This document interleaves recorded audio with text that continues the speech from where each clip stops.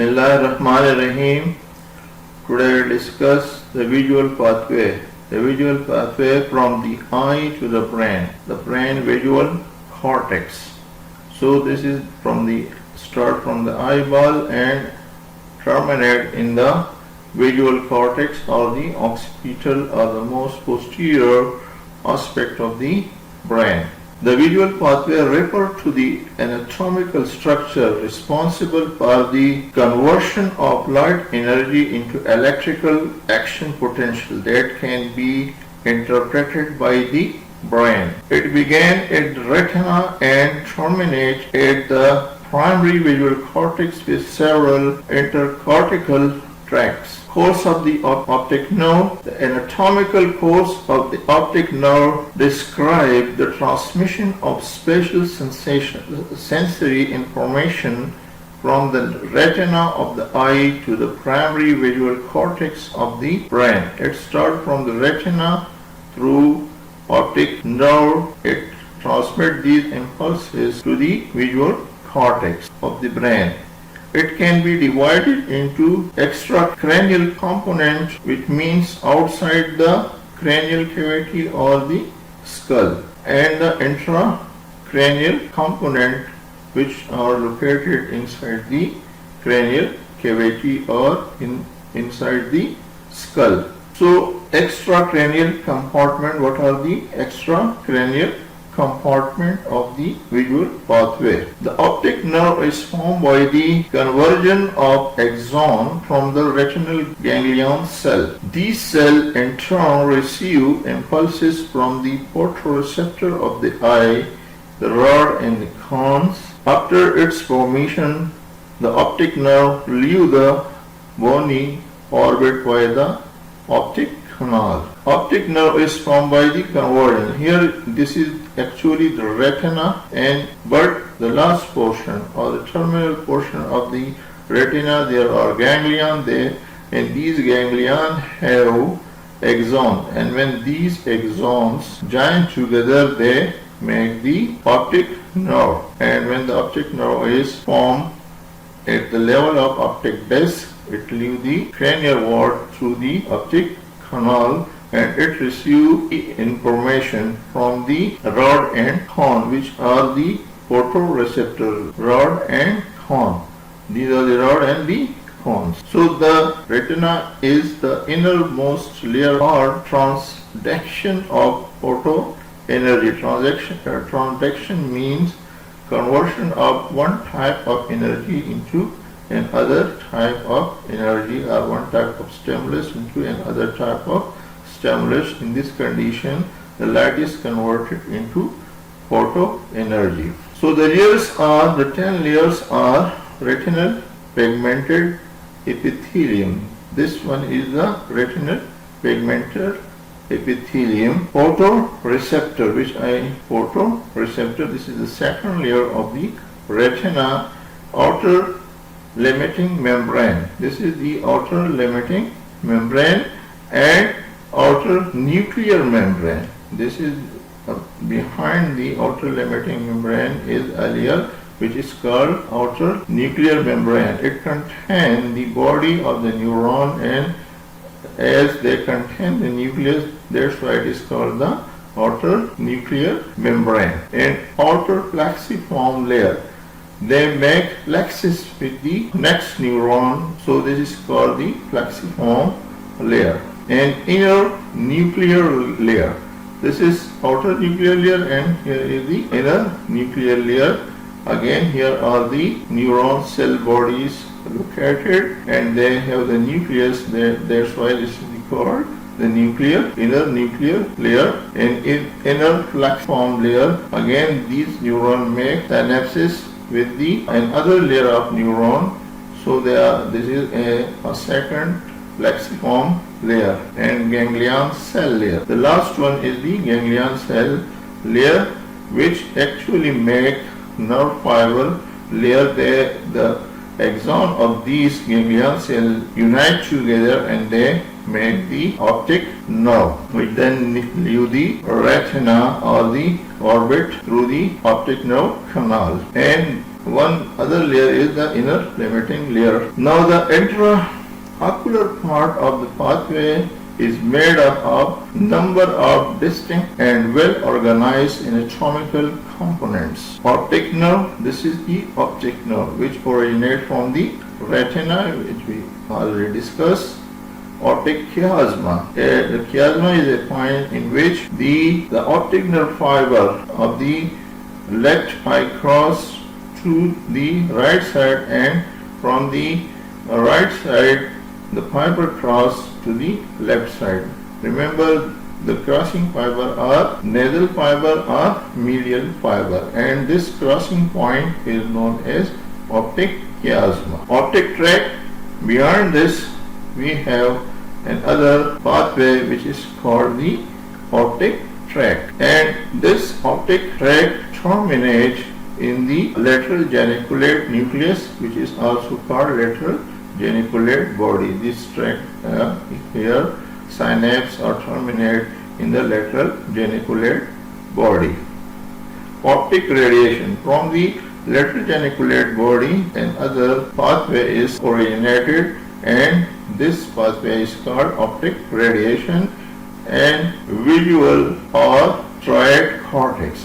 This area is called the visual or striate cortex or the occipital cortex. Follow the early visual pathway. Think of the visual pathway like a highway with neuron as the car and your vision as the driver. Ideally, the pathway is smooth. In normal condition, the pathway is smooth and efficient, with predictable course and direction leading from optic nerve to the optic lobe. Primary visual cortex. It starts from the retina and it ends at the primary visual cortex, and it is smooth. But sometimes the pathway is interrupted and the driver has to adjust. The vision has to adjust. When there is lesion or lesions, so then the vision, the driver, the vision which is the driver of the car on the pathway or on the motorway, it then controls this interrupted area. The optic nerve and visual pathway. The optic nerve is the second cranial nerve, originate from the optic disc. What is the optic disc? The optic disc is also known as the head of the optic nerve. From a slightly raised spot on the nasal side of the retina. This is the optic disc. It makes a slightly raised area on the nasal side. This is the temporal side and this is the nasal side of the retina, and this is a raised spot on the nasal side of the retina. Here there are no photoreceptor, hence it is known as the blind spot of the eye, or the blind spot of the eye. So it can be asked in MCQ that what is the blind spot of the eye. So this spot, the optic disc, is the blind spot of the eye and responsible for transmission of sensory information of vision. It is developed from the forehead. The optic nerve therefore is considered part of the central nervous system. Because it is developed from the forehead, so it is part of the central nervous system. Examination of the optic disc enable an assessment of the intracranial health. So the eye is called the window of the brain. So through eye we can assess the health condition, the intracranial health of the brain. In a condition which is called increased intracranial pressure, in this condition the optic disc become swollen. This edema of the optic disc is called papilloedema. In this case, the margins of the optic disc are irregular and look swollen. Here you can see this is a normal eye, and you can see the margin of the optic disc is regular. Here in papilloedema or increased intracranial pressure, the margins are irregular. You can also see that If you will focus here, the blood supply in this area is normal. The blood come and circulate in all vessel. Here less blood supply due to pressure on the vessel. The blood supply in this area is less, and this is detected by in the upper picture is taken by laser ophthalmoscope, and the lower picture is taken by laser Doppler holography. So it shows us the health of the retina, and that's why the eye is called the window of the brain. Now these were the extracranial structure of the pathway. Now the intracranial component of the visual pathway are within the middle cranial fossa. The optic nerve form HI unite to form the optic chiasma. This is the optic chiasma, and in this structure both eye take parts, or the both optic nerve take parts. At the chiasma, fiber from the nasal or medial half of each retina cross over to the contralateral optic tract, while the fiber from the temporal lateral halves remain ipsilateral. Here you can see this is the left eye and this is the right eye. So from the left eye, the nasal part from the fiber which originate from the nasal part of the retina, these fiber cross to the right side, and the fiber which arises from the nasal or medial aspect of the retina cross to the left side. So the left pass to the right and right pass to the left, and this crossing point is called optic chiasma. And from the temporal fibers arises from the temporal region.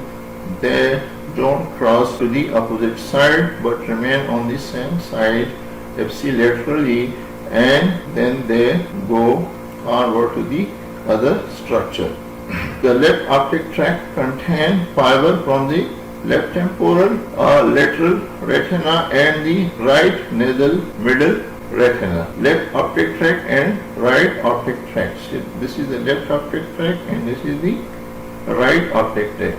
Here you can see that the left optic tract contains the medial fiber from the retina of the right eye. These fibers originate from the medial aspect of the right eye and cross to the left side.